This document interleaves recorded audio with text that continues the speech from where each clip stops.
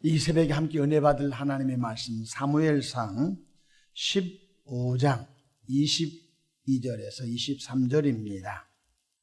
사무엘이 이르되 여호와께서 번제와 다른 제사를 그의 목소리를 청종하는 것을 좋아하신 같이 좋아하시겠나이까?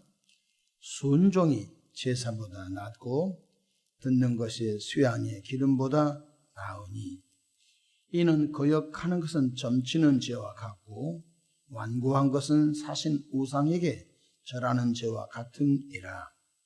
왕이 여호와의 말씀을 버렸으므로 여호와께서도 왕을 버려 왕이 되지 못하게 하셨나이다 하니. 아멘. 할렐루야. 오늘도 참으로 좋은 날입니다. 우리 모두 주 안에 행복한 은혜로운 하루 되시기를 축복합니다. 저를 따라하겠습니다. 오늘도 나와 우리 가정 우리 교회 기적이 일어납니다. 오늘도 나와 우리 가정 우리 교회 기적이 일어납니다. 고백한 대로 놀란 일이 일어나실 겁니다. 저는 본문 말씀을 통하여 기적의 공식 이라는 제목을 함께 은혜를 받고자 합니다. 수학에는 공식이 있습니다. 이와 같이 신앙 세계에도 공식이 있습니다. 우리가 구원받는 것 공식이 있습니다. 예수님을 구세주로 영접하여 믿으면 죄사함 받고 거듭나 하나님의 자녀가 되는 은총을 하나님께서 주십니다. 노력해서 구원받는 건 아닙니다. 비공식인 것입니다. 공식이 뭐예요? 남녀노소 빈부귀천지고 인종 종교를 불문하고 예수님을 구세주로 영접하여 믿으면 구원을 주십니다. 에베소서 2장 8절로 9절에 너희는 그 은혜에 의하여 믿음으로 말미암아 구원을 받았으니 이것은 너희에게서 난 것이 아니요 하나님의 선물이라. 행위에서 난 것이 아니니 이는 누구든지 자랑하지 못하게 함이라 말씀해 주셨습니다. 그렇다면 불가능이 가능케 되는 공식은 과연 지금도 일어날까요? 일어납니다. 우리는 그걸 보고 기적이라고 합니다. 기적의 공식은 바로 온전한 믿음으로 순종하는 것입니다. 우리는 믿음으로 순종하고 하나님은 일하신 것입니다. 에레미야 33장 2절에 일을 행하시는 여호와 그것을 지어 성취하는 여호와라고 말씀해 주고 있습니다. 우리는 하나님께서 일하심을 믿고 온전한 믿음의 순종이 있기를 축복합니다. 이스라엘 백성들이 430년 동안 애굽에 종살이 하다가 하나님의 특별한 은총으로 어린 양의 피해 그 사건으로 장자의 재앙과 초태생의 재앙이 임했지. 하나님께서 뭐라고 말씀했습니까? 양을 잡아서 먹을 집 대문에 피를 발라라. 그리하면 저주가 넘어가리라. 재앙이 넘어가리라. 그런데 이스라엘 백성들이 모세의 말에 하나님께서 모세에게 말씀해 주셨고 모세가 이스라엘 백성들에게 그 말을 선포하자 이스라엘 백성들이 집집마다 모두 양을 준비했습니다. 양을 잡아서 양을 죽여 그 피를 대문에 임방과 슬주에 발랐습니다. 무슨 일이 벌어졌죠? 그날 밤에 죽음의 사자가 다 넘어가고 피가 없는 집은 장자와 초태생의 재앙이 임함으로 바로 왕은 이스라엘 백성을 빨리 나가라고 애굽에서 쫓아냈던 것을 보셨습니다. 이스라엘 백성들이 힘으로 구원받은 것이 아닌 것입니다.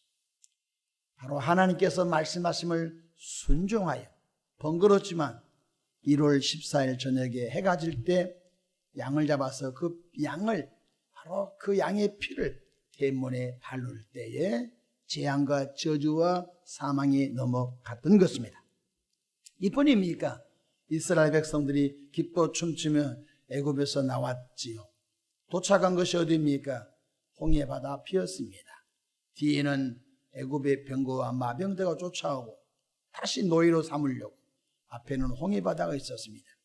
이스라엘 백성들이 여호와와 모세를 원망하고 불평할 때 하나님의 종 모세가 여호와께서 오늘 우리를 위하여 행하신 일을 보자 말씀했습니다. 그때 하나님께서 모세에게 무슨 말씀해 주었지요? 출애굽기 14장 15절로 10절에 여호와께서 모세에게 이르시되 너는 어찌하여 내게 부르짖느냐? 이스라엘 자손에게 명령하여 앞으로 나가게 하고, 앞이 어디입니까? 홍해바다죠. 홍해바다 앞으로 나가게 하고 지팡이를 들고 손을 바다 위로 내밀어 그것이 갈라지게 하라. 이스라엘 자손이 바다 가운데서 마른 땅으로 행하리라 말씀해 주십니다. 어떤 미친 사람이 바닷속에 가면 죽지요. 그래 하나님의 말씀이 임했습니다. 이스라엘 백성들로 하여금 홍해바다 앞으로 나가게 하라. 너는 손을 높이 들어 지팡이를 홍해바다를 향하여 가르쳐라 말씀해 주소. 그럼 모세는 이 말씀을 듣고 내가 잘못 들어서 그게 아니라 하나님의 말씀을 듣고 어떻게 반응했을까요?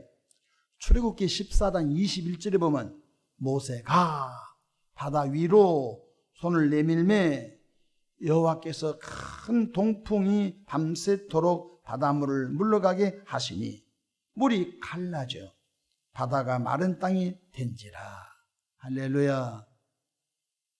모세는 순종하고 하나님은 일하셨던 것입니다. 홍해바다가 쫙 갈라진 사건은 한 사람의 순종이 필요해요. 모세의 순종이 필요했던 것입니다. 이뿐만 아닙니다. 40년 광야 생활을 마치고 요단강을 건너 가나안 땅에 가나안을 정복하러 첫 번째 성 여리고성을 만났습니다. 여리고성은 난공불락의 성입니다. 성이 두 겹으로 되어 있습니다. 이스라엘 백성들의 힘으로는 그 성을 정복하기가 어렵습니다. 가나안 땅을 정복하려면 반드시 여리고성, 제일로 먼저 있는 여리고성부터 무너뜨려야 되는데 난공불락의 성이었습니다. 이때 하나님께서 여호수아에게 무슨 말씀이 임했습니까? 너희는 싸울 것이 없다. 온 백성들로 하루에 침묵하면서 한 바퀴씩 돌고 자기 숙소에서 자라 했습니다. 이튿날도 여리고성을 한 바퀴 침묵하면서 돌고 쉬어라고 했습니다. 이게 전쟁입니까? 3일째도 이스라엘 백성들 한 바퀴 돌고 쉬고 그렇게 해서 6일 동안 그렇게 하게 했습니다. 그리고 제 7일째는 7바퀴를 도는데 6바퀴를 돌 때까지는 침묵하면서 돌되 마지막 7바퀴를 돌고 난 다음은 이 성은 무너져라 외쳐라고 했습니다. 그리하면 이 성이 무너지리라 하나님이 여호수아에게 말씀했습니다. 여호수아가 이스라엘 백성들에게 그 말을 전하자 이스라엘 백성은 온전히 순종하게 됩니다. 성경 여호수아서 6장 20절에 이에 백성은 외치고 제사장들은 나팔을 불매 백성이 나팔 소리를 들을 때 크게 소리질러 이르되 외치되 이 성이 무너져 내린지라. 백성이 각기 앞으로 나가 그 성에 들어가서 그 성을 점령하고 말씀해 주셨습니다. 어떻게 이런 일이 벌어졌습니까? 이스라엘 백성들은 온전히 순종하고 하나님은 일하셨던 것입니다. 이뿐만 아닙니다. 신약성경 요한복음 2장에 보면 가나의 혼인잔치 물이 변하여 포도주가 된 사건이 나옵니다. 예수님의 공생애 가운데 첫 번째 바로 표적의 사건인데요. 제3일째 그 집에 포도주가 다 떨어졌습니다. 잔치는 많이 남았습니다. 그런데 예수님께서 하인들에게 뭐라고 말씀합니까? 성경 요한복음 2장 7절 8절 9절 보면 예수께서 그들에게 이르시되 항아리에 물을 채우라 하신즉 아기까지 채우니 하인들이 예수님 말씀대로 빈 항아리 6개에 물을 채웠습니다. 예수님께서 이렇게 말씀합니다. 이제는 떠서 연회장에 갖다 주라 하시며 갖다 주었더니 물을 채우라 할 때 하인들은 원망 불평하지 않고 무조건 채웠습니다. 그 맹물을 연회장에 갖다 주라 할 때 그대로 갖다 주었습니다. 온전한 믿음의 순종인 것입니다. 무슨 일이 벌어졌습니까? 9절에 연회장들은 물로 된 포도주를 맛보고도 어디서 났는지 알지 못하되 물돈 하인들은 알더라. 당연히 자기들이 물을 떠다가 빈 항아리에 채웠는데 그 물을 다시 연회장에 갖다 주어라. 갖다 주는 그 사이에 물이 변해 포도주가 된 것입니다. 무엇입니까? 바로 이스라엘 백성들이 애굽에서 구원받은 것은 자기 노력이 아닌 것입니다. 하나님이 말씀하신 대로 양을 잡아서 먹을집 인방과 설주에 피를 발랐더니 그날 밤에 저주의 재앙에 죽음의 재앙에 넘어가 버리고 피가 없는 집은 바로 왕부터 제수들의 자녀 온갖 생축들이 초태생이 죽는 재앙이 임한 것을 보시죠. 홍해 바다가 어떻게 갈라졌습니까? 한 사람의 순종인 것입니다.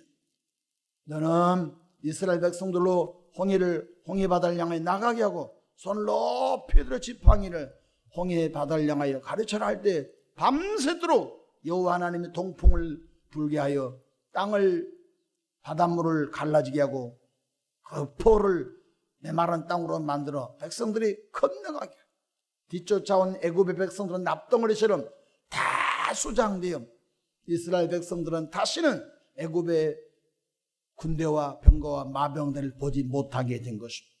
어떻게 여리고성이 무너졌습니까? 사다리 만들고 성을 점령한 훈련했습니까? 아닙니다. 하나님 말씀대로 하루 한 바퀴씩 돌고 자기 숙소에서 자고 다만 침묵하라고 했습니다. 왜 침묵을 하고 있을까요?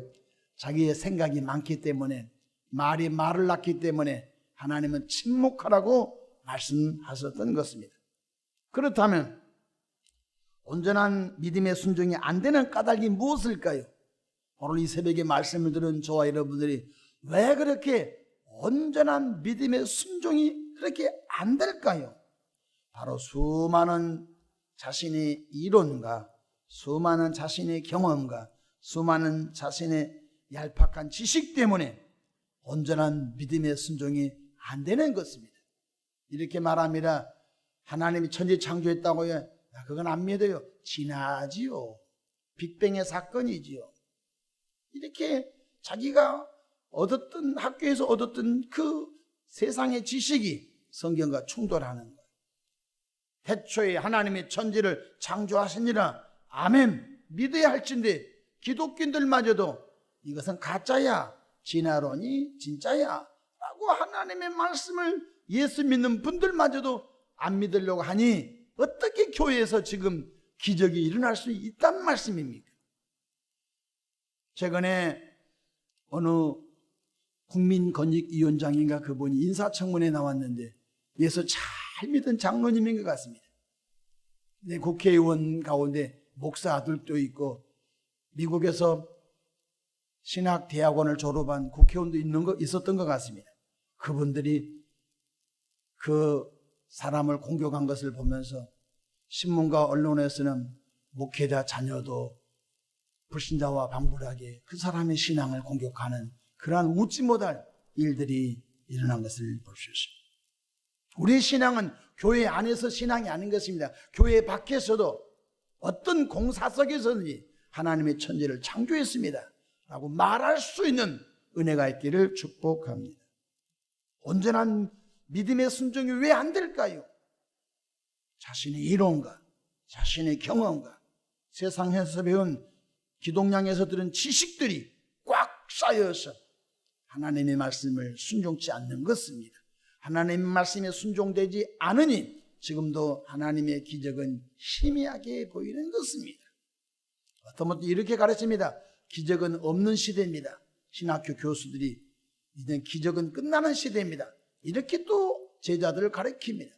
거기서 가르침을 받은 신학생들이 목사가 돼가지고 기적에 대한 설교를 하겠습니까? 고린도후서 10장 4절로 5절에 보면 이런 말씀이 있습니다. 우리의 싸우는 무기는 육신에 속한 것이 아니요 오직 어떤 견고한 진도 무너뜨리는 하나님의 능력이다. 모든 이론을 무너뜨리며 사도 바울은 고린도 교인들을 향하여 모든 이론을 무너뜨려라. 5절에 하나님 아는 것을 대적하여 높아진 것을 다 무너뜨리고 모든 생각을 사로잡아 그도에게 복종하게 하니. 우리의 생각, 하나님을 대적하는 생각, 하나님을 무시하는 생각, 하나님을 대적하는 지식, 하나님을 대적하는 이론을 전부 예수 그리스도 앞에 복종을 시키라고 말씀해 주고 있는 것입니다. 그렇습니다.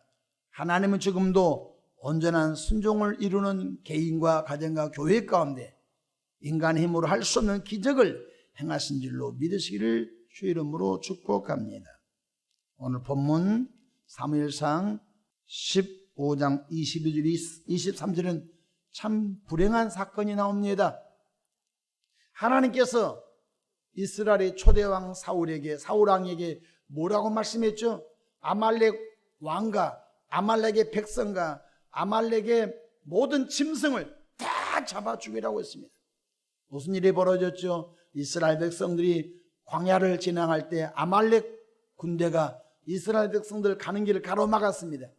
그때 하나님의 사람 모세가 산 꼭대기에 올라가 두 손 들고 기도할 때에 이스라엘 군대가 이겼고 모세의 손이 피곤한 내려오면 이스라엘 군대가 졌습니다. 이것을 알아차렸던 아론과 훌이 돌단을 쌓고 하루 종일 모세의 손이 내려오지 않도록 붙잡아 줌으로 전쟁에 이겼으나 전멸시키지는 못했습니다. 그때 하나님께서 뭐라고 말씀하죠?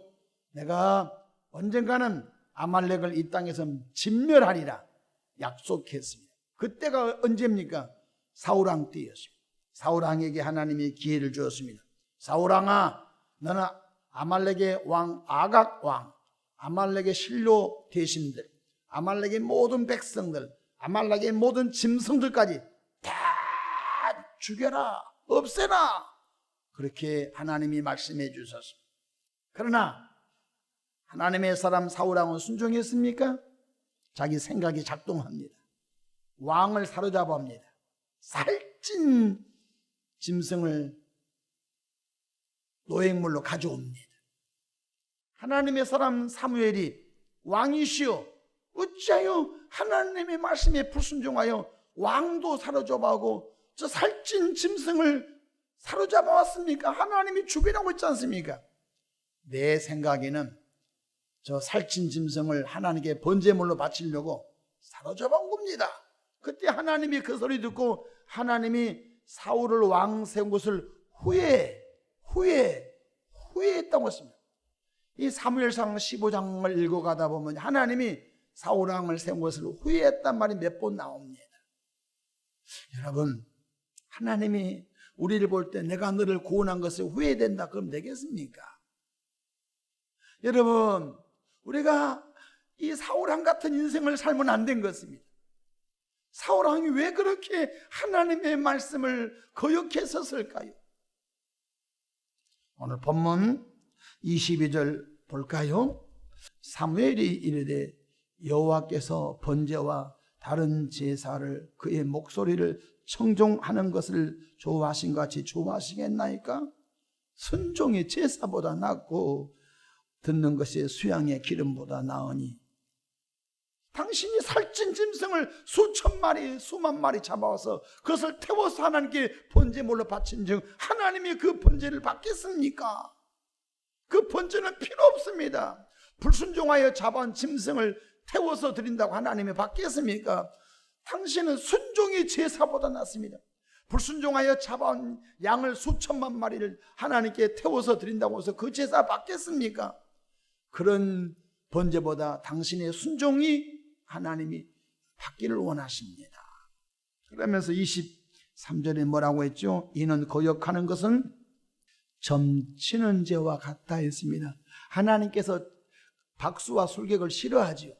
박수와 무당을 싫어하죠. 점치는 행위를 구약 성경에 하나님이 증오하시고 싫어했죠. 근데 우리들이 하나님의 말씀을 거역하는 것은 점치는 죄와 같다는 것입니다. 완고한 것은 사신 우상에게 절하는 죄와 같습니다. 얼마나 무서워요. 어떤 교회는 너무 완고해요. 하나님의 말씀을 이렇게 가르쳐주면요 너무 완고해요. 목사님 나는 그것만큼은 안 믿을래요. 이 사람이 영적으로 우상 숭배하는 것입니다. 완고한 것은 사신 우상에게 절하는 죄와 같다고 말씀해 주세요. 얼마나 무서워요. 왕이 하나님의 말씀을 버렸으므로 여호와께서도 왕을 버려 왕이 되지 못하게 하셨나이다 하니 사울왕이 하나님의 말씀을 불순종했으므로 하나님께서도 사울왕을 버렸다는 것. 그리고 촌구석에서 양을 치는 이새의 8번째 아들 어린 소년 다윗이 이스라엘 2대 왕으로 세워지는 은혜가 임하게 된 줄로 믿으시길 바랍니다. 새벽에 나오신 저와 여러분들, 성령의 도우심으로 언제나 믿음의 순종이 있기를 축복합니다. 아멘 하여 하나님께 영광을 돌리시기를 축복합니다. 하나님의 말씀은 모두 예가 되어 아멘 하여 하나님께 영광 돌리시기를 바랍니다. 내 생각이 맞으면 아멘 해주고, 내 지식과 내 경험과 내 학식이 안 맞으면 노멘하는 어리석은 길로 가지 않기를 축복합니다. 믿음의 조상 아브라함이 75세 때 하나님이 아버지와 친척과 본토를 떠나라고 할 때 그대로 순종했던 것처럼 저와 여러분들도 남은 여생 언제나 믿음의 순종을 이루어 개인과 가정과 교회 가운데 하나님의 행하신 일을 보면서 내 하나님은 전능하신 하나님, 내 하나님 반석이 구원의 하나님이시라고 자랑하는 축복의 통로가 되시기를 바랍니다. 기도하겠습니다.